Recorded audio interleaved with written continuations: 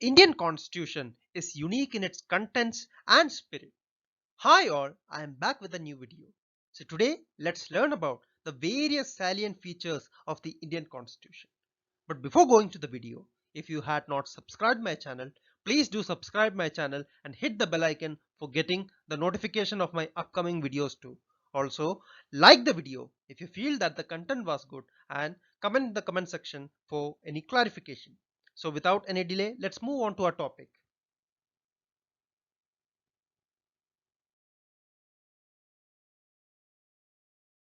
Though the Indian constitution had been borrowed from almost every constitution of the world, the Constitution of India has several salient features that distinguishes it from the constitutions of other countries. It should be noted that at the outset that a number of original features of the Constitution of India as it was adopted in 1949 have undergone a substantial change on account of several amendments like the 7th Amendment, the 42nd Amendment, the 44th Constitutional Amendment, the 73rd and 74th Amendment, the recent one, the 101st Amendment of the Indian Constitution. In fact, the 42nd Amendment Act of 1976 is known as the mini constitution due to the important and large number of changes made by it in various parts of the constitution. However, in the Keshavananda Bharati case in 1973, the Supreme Court of India ruled that the constituent powers of the Parliament under the Article 368 does not enable it to alter the basic structure of the Constitution. Now let's study in detail about the various salient features of the Indian Constitution. First one is that it is the lengthiest written constitution in the world. The Constitution of India is the lengthiest of all written constitutions of the world. It is very comprehensive, elaborate and detailed document. Originally in 1949, the Constitution contained a preamble, 395 articles divided into 22 parts and 8 schedules. But presently it contains nearly 500 articles divided into 25 parts and 12 schedules. Now there comes a question, why is the Indian Constitution too lengthy? The answer is, the Constitution contains not only the fundamental principles of governance but also detailed administrative provisions. Further, those matters which in other modern democratic countries have been left to the ordinary legislation or the established political conventions have also been included in the constitutional document itself in India.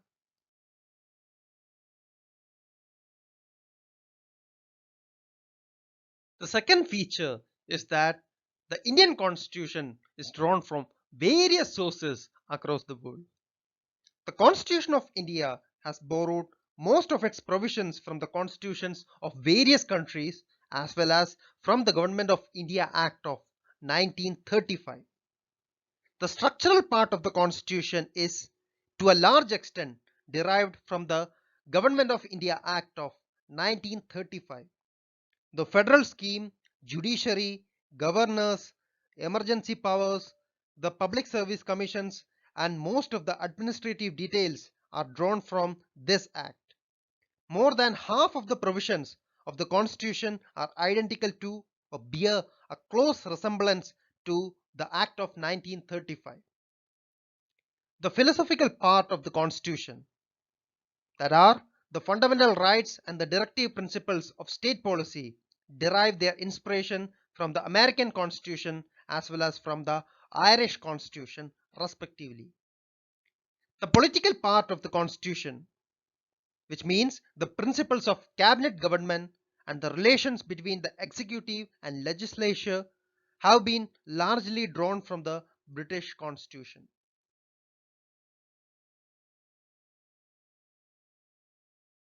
Next feature is that the Indian Constitution is a blend of rigidity and flexibility. A rigid constitution is one that requires a special procedure for its amendment. For example, the American Constitution.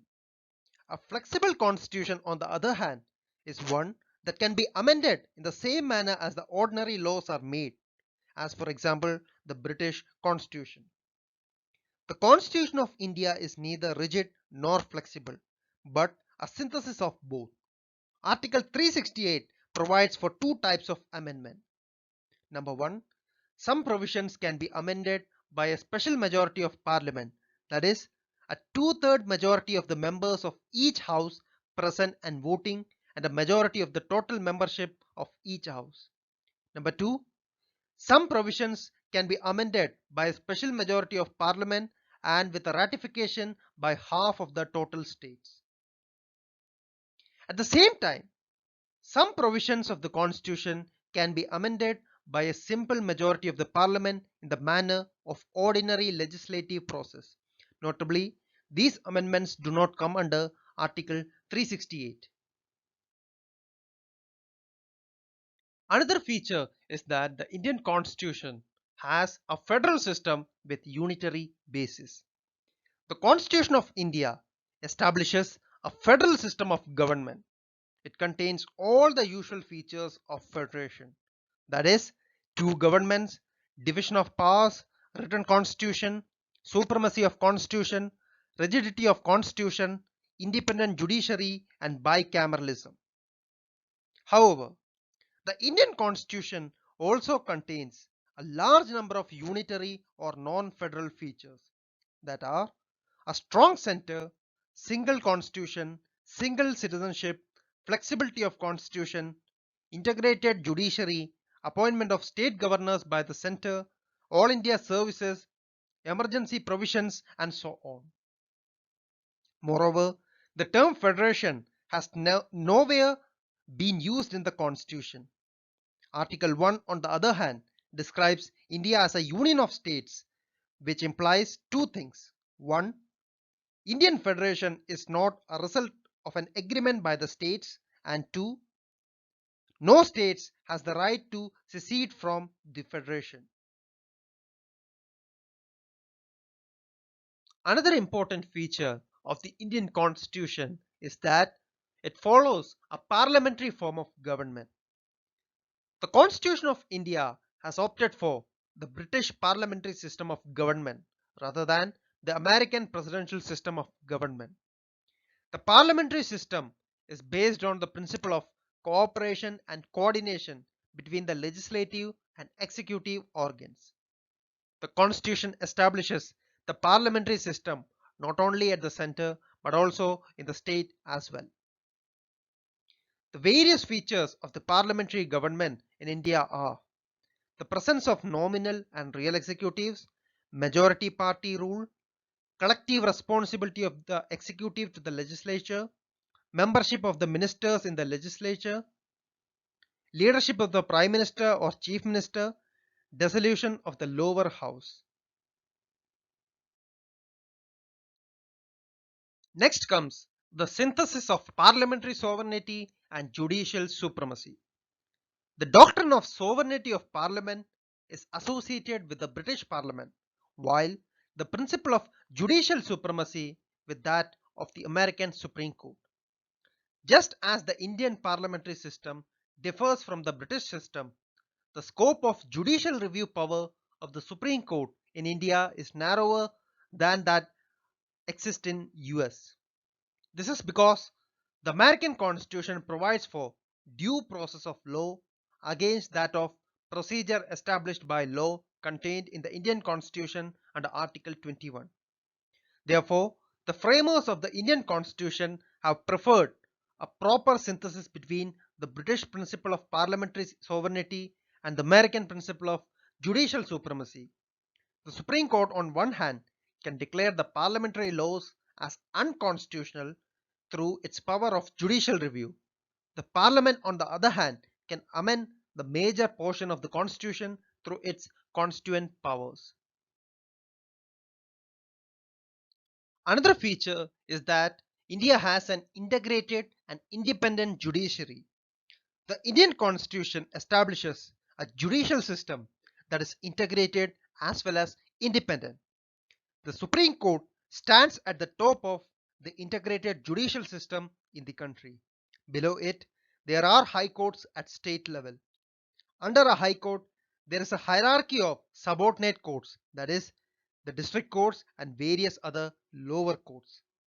This single system of courts enforces both the central laws as well as the state laws. The Supreme Court is a federal court, the highest court of appeal, the guarantor of the fundamental rights of the citizens and the guardian of the Constitution of India. Hence, the Constitution has made various provisions to ensure its independence, like the security of tenure of the judges, fixed service conditions for the judges, all the expenses of the Supreme Court charged on the Consolidated Fund of India, prohibition on discussion on the conduct of judges in the legislature, etc., are the best examples that we can give.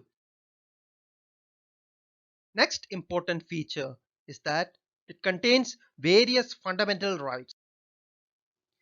Part 3 of the Indian Constitution guarantees 6 fundamental rights to all its citizens, and they are: right to equality from Article 14 to 18, right to freedom from Article 19 to 22, right against exploitation Article 23 and 24, right to freedom of religion from Article 25 to 28, cultural and educational rights Article 29 and 30, and finally right to constitutional remedies under Article 32.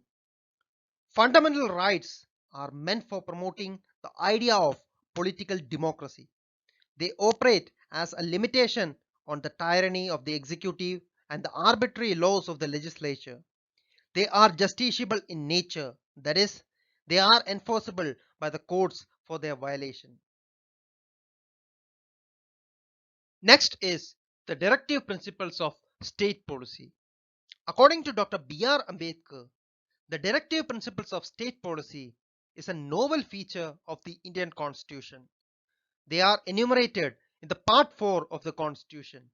They can be classified into 3 broad categories: socialist, Gandhian, and liberal intellectual.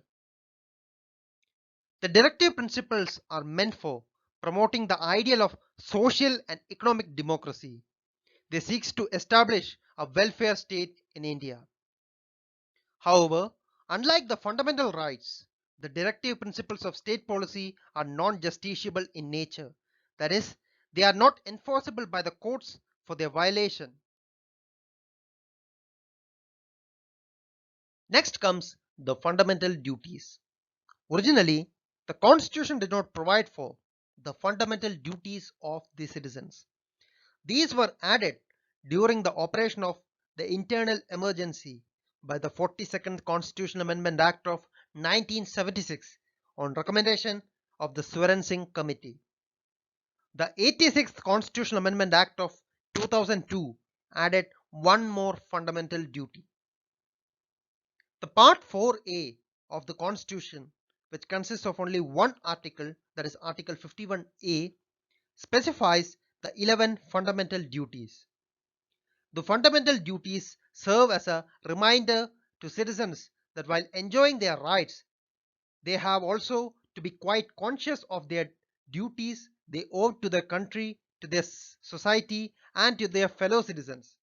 However, like their directive principles, the duties are also non-justiciable in nature. Another important feature is that India is a secular state. The Constitution of India stands for a secular state. Hence, it does not uphold any particular religion as the official religion of the Indian state. And the term secular was added to the preamble of the Indian Constitution by the 42nd Constitutional Amendment Act of 1976. The preamble secures to all the citizens of India liberty of belief, faith, and worship. The state shall not discriminate against any citizen on the ground of religion under Article 15. Moreover, the Constitution also has abolished the old system of communal representation, that is, the reservation of seats in the legislatures on the basis of religion. Next comes The universal adult franchise. The Indian Constitution adopts universal adult franchise as a basis of elections to the Lok Sabha and the state legislative assemblies. Every citizen who is not less than 18 years of age has a right to vote without any discrimination of caste, race, religion, sex, literacy, wealth, and so on. Universal adult franchise makes democracy broad based, enhances the self respect and prestige of the common people, upholds the principle of equality, enables minorities to protect their interests, and opens up new hopes and vistas for the weaker sections. Another feature is single citizenship. Though the Indian constitution is federal and envisages a dual polity, that is, center and state governments, it provides for only a single citizenship, that is, the Indian citizenship. In India, all citizens, irrespective of their states in which they are born or reside, enjoy the same political and civil rights of a citizenship all over the country, and no discrimination is made between them. Next comes the independent bodies. The Indian constitution not only provides for the legislative, executive, and judicial organs of the government, but also establishes certain independent bodies. They are envisaged by the constitution as the bulwarks of the democratic system of government in India. And they are: number one, Election Commission. It is to ensure free and fair elections to the parliament, to the state legislatures, to the office of the President of India, and to the office of the Vice President of India. Second one is the Controller and Auditor General of India. He is to audit the accounts of the central and state governments. He acts as the guardian of public purse and comments on the legality and propriety of the government expenditure. Third one is the Union Public Service Commission. The commission has to conduct examinations for recruitment to all India services and higher central services, and to advise the president on disciplinary matters. Fourth one is the State Public Service Commission. It is established in every state to conduct examinations for recruitment to state services and to advise the governor on disciplinary matters. The Constitution ensures the independence of these bodies through various provisions like security of tenure, fixed service conditions, expenses being charged on the Consolidated Fund of India, and so on. Another important feature is the emergency provisions in the Indian Constitution. The Indian Constitution contains elaborate emergency provisions to enable the President to meet any extraordinary situations effectively. The rationality behind the incorporation of these provisions is to safeguard the sovereignty, unity, integrity, and security of the country, the democratic political system, and the Constitution of India. The Constitution envisages three types of emergencies, namely the national emergency on the ground of war or external aggression or armed rebellion under Article 352, state emergency or the President's rule on the ground of failure of constitutional machineries in the state under Article 356, or the failure to comply with the directions of the center under Article 365. Third one, the financial emergency on the grounds of threat to the financial stability or credit of India under Article 360. During an emergency, the central government becomes all powerful and the state goes into the total control of the central government. It converts the federal structure into a unitary one without a formal amendment of the constitution. This kind of transformation of the political system from federal to unitary is a unique feature of the Indian Constitution.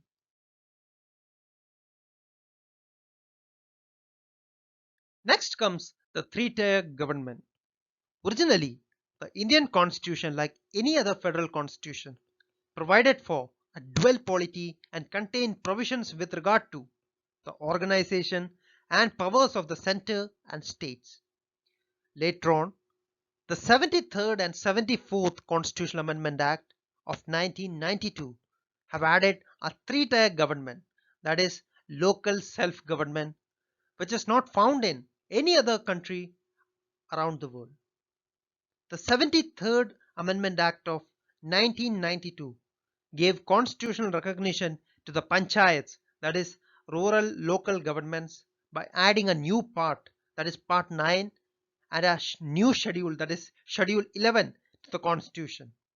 Similarly, the 74th Amendment Act of 1992 gave constitutional recognition to the municipalities, that is urban local governments, by adding a new part 9A and a new schedule, schedule 12, to the Constitution of India. Today we had learned about the various salient features of the Indian Constitution, like the lengthiest written constitution, fundamental rights, directive principles of state policy, the three-tier government, etc. I hope you all liked the video. Please do subscribe my channel and keep supporting me till we meet with a new topic. Till then, auf Wiedersehen.